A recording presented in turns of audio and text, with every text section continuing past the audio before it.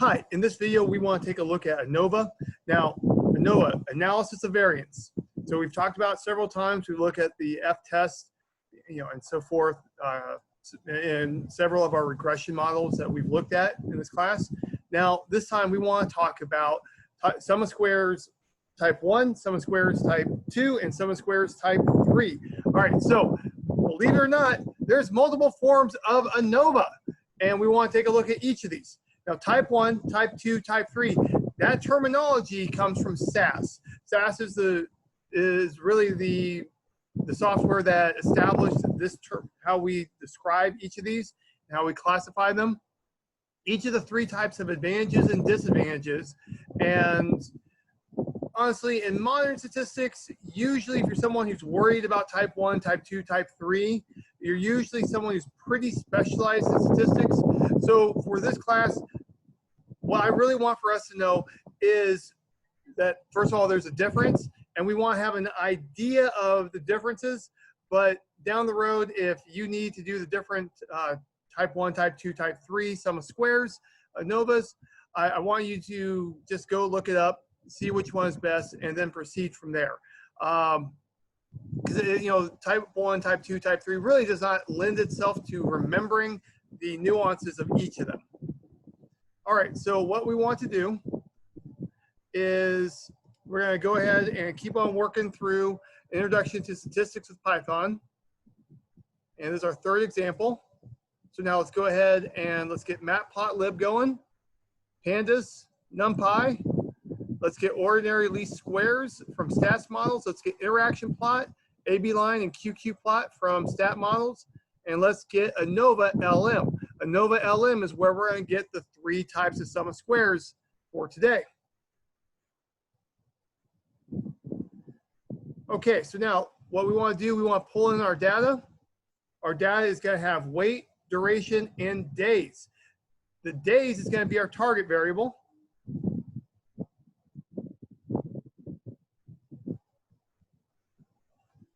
So what we want to do, we want to go ahead and pull in some data. Now, just to get a feel for what we've got going on, let's take a look at it. There's not too large of a data set. We see that we have days, we have duration, we have weight, and we have ID numbers. Of course, ID numbers are not going to be useful for the purpose of regression.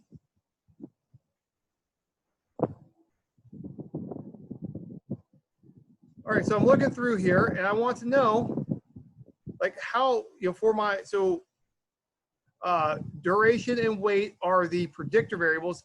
Days is the target variable for this project. All right, we want to know, do we have like an equally distributed sampling? Do we have, a lot of samples on one particular value of weight? Do we have one particular value of duration that's more common than the others in our sample? We want to know. Because, in general, we want to have things kind of even out if we can. So let's take a look. Okay, so we can see that when weight is 1, duration is 1, we've got 10 observations. Weight is 1, duration is 2, 10 observations. Weight is 2, duration is 1, 10 observations. Weight is 2, duration is 2, 10 observations. And we can see that we got 10 observations all the way down. All right, so weight takes on the values of 1, 2, and 3. This is the level of weight gain during treatment. Gain has an I. Duration is 1 or 2. This is level of duration of treatment. And then days is the time of stay in the hospital. Okay, so, and that's going to be our target variable. So now let's take a look. And of course, one thing we always want to do, we want to make a picture. We want to visualize what's going on with our data. So here's an interaction plot, and I see that I have 2 lines. So duration of treatment 1 is red, duration of treatment 2 is blue, and here we have the 3 weight groups. And then here's the average, average stay in days. And these are pretty close to parallel. So looking at this, I'm leaning towards no interaction terms, just looking at this right now. Okay, so we want to get to ANOVA with the 3 different types of sum of squares. So let's do this. Let's go ahead and take a look at the help documentation. And we can see that, you know, it's got all these parameters, arg, scale, test. All right, so when I get to tip or type, it's going to be a string or integer of 1, 2, or 3, Roman numerals, or 1, 2, 3. And this is the type of ANOVA test to perform.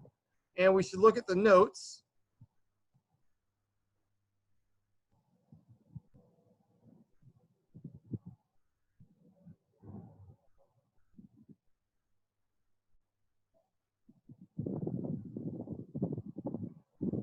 All right, so model statistics are given in the order of the arguments. Models must have been fit using the formula API. All right, so this is specific to type 1 sum of squares. I'll talk about that in a moment. What this is referring to is that in type 1 sum of squares, the order of the variables matters. Okay, so now let's go ahead and let's build our model. So here we're going to look at the log of days plus 1. So remember, if days was 0 and I try to put it into the log function, I'll get negative infinity. That doesn't make sense for what we're doing. So here they put a plus 1. That way, if 0 is the number of days, then I add 1. Log of 1 is 0, and everything's going to work out. And here we're saying that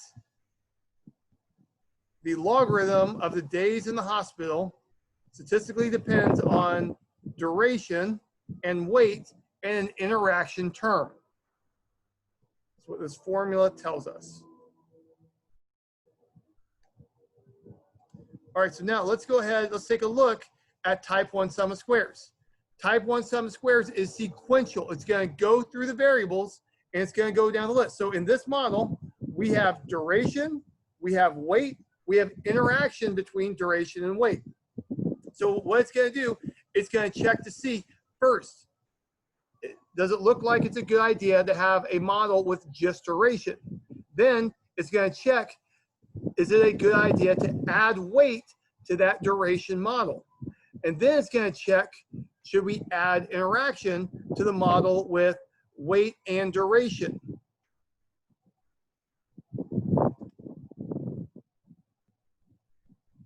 So here, what this statistical hypothesis test is doing, this is checking, should I add duration to a model that has, so the default model is the constant one, so it's just the sample average. Should I, instead of having just a constant, should I have a constant plus duration? So that would be y-intercept plus duration. Then the next one to check is, should we add weight to this? Okay, so here, when we get to this line, we take the point of view that if I have the y-intercept, I have duration as a variable, should I add weight onto that in addition? And that's what this p-value tells us. Now on this line, what this is checking, if I have a y-intercept, if I have duration, and I have weight all in my model, should I go on and tack on an interaction term onto that? Okay, so this line checks to see if I should add duration to the constant model. All right, p-value is less than 0.05. I conclude I should add duration to the model. Now on this line, I'm taking the point of view that I have y-intercept and duration in my model. Should I add weight? The p-value is small, therefore I should add weight into the model. Now I have the interaction term. So what this is asking, the hypothesis test here, is that if I have y-intercept, duration, and weight in a model, is it a good idea to add on an interaction term? Okay, so I look at the p-value. The p-value is large. That tells me that the model without interaction and the model with interaction are equally informative. This tells me that this hypothesis test leads me to conclude that I should not add an interaction term. So this type 1 sum of squares hypothesis test leads me to believe I should have y-intercept, duration, and weight in my model without an interaction. Okay, so now let's go down to, oh, and here I want to talk about this. So here we're going in order. We have a variable in our model. Then we add another variable given the one that we checked previously. And then we add another variable given the previous ones that we've already added. So the model gets more and more complex as you go down. Now let's take a look at the next one. Here we're doing type 2 sum of squares.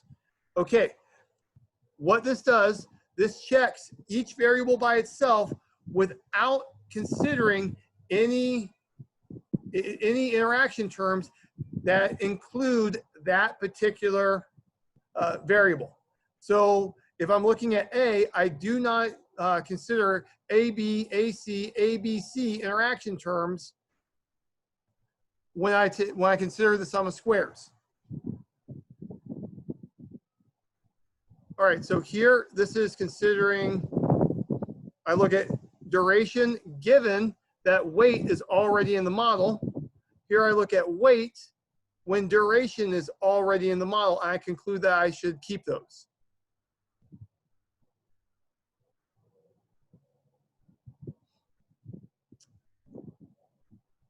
And here it does have an interpretation for the interaction term, but we're not going to worry about that right now. Now we want to get to type 3 sum of squares.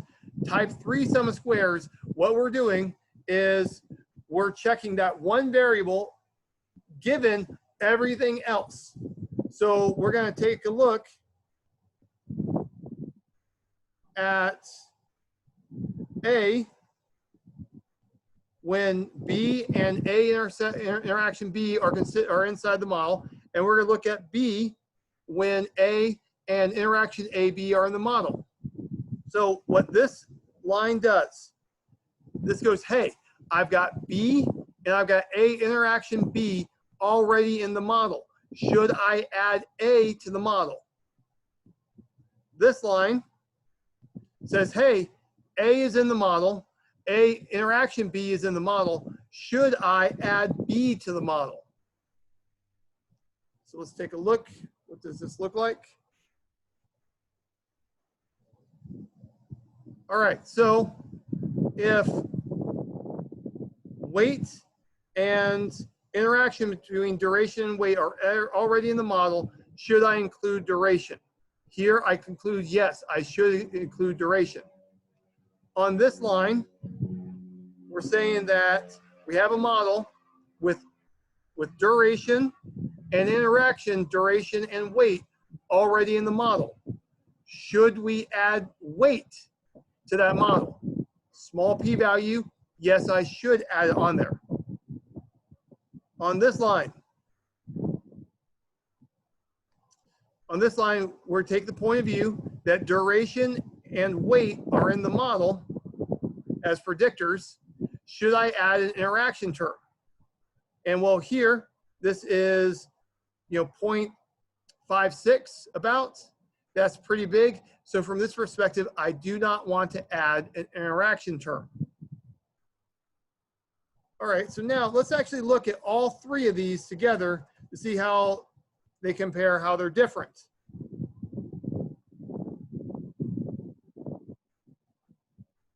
We can see that we end up getting very similar p-values all the way across, especially here and here, here and here, and here and here. Well, they're actually the same p-values. And here we get the same p-value as above.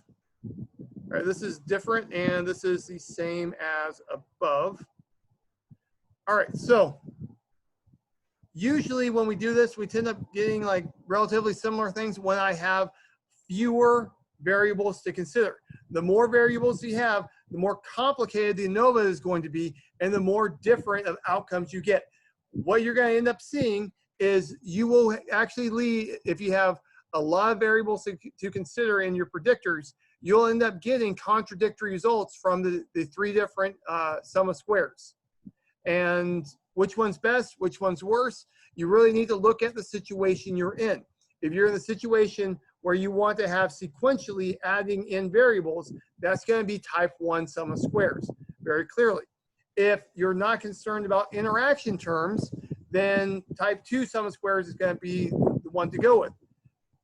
If you are worried about adding a particular variable to a model when all the others are included, that's when you want to use type 3 sum of squares. I know that this is very technical.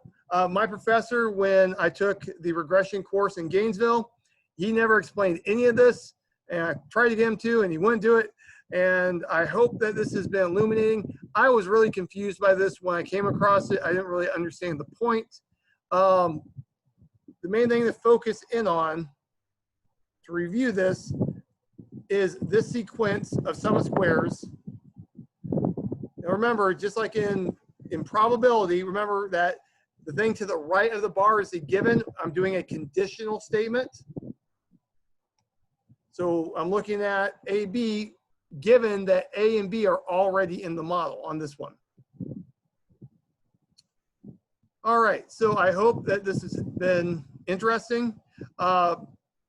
In general, most of the time, unless you're doing something like biostatistics or you're doing academic statistics, like for academic papers, the different types of sum of squares really is not that big of a concern to most people. But we need to keep it in the back of our minds that we know this going down the road. And so that way, when it comes up, we know where to look, we know how to look to find what we need to know. I hope you're doing well, and goodbye.